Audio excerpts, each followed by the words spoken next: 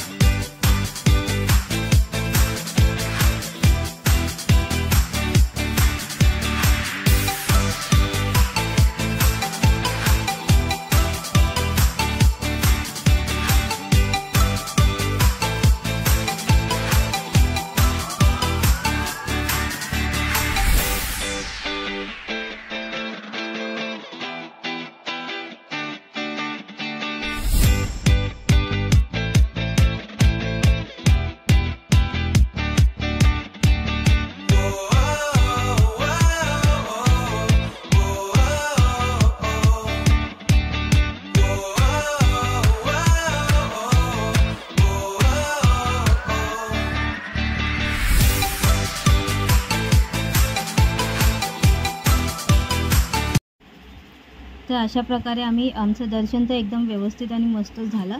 तुम्ही पण नक्की व्हिजिट करा आणि कसं वाटलं तुम्हाला मंदिर हे नक्की कमेंटमध्ये नक्की सांगा. आवडलं तर नक्की लाईक शेअर सबस्क्राईब करा आणि कमेंट देखील करा आणि सबस्क्राईबच्या बाजूला असलेली बेल आयकॉन पण प्रेस करा, ज्याच्याने तुम्हाला आमचे नवीन व्हिडिओचे नोटिफिकेशन येत राहणार. तर चला बाय, आता भेटूया पुढच्या व्हिडिओसोबत. Till then take care, bye bye.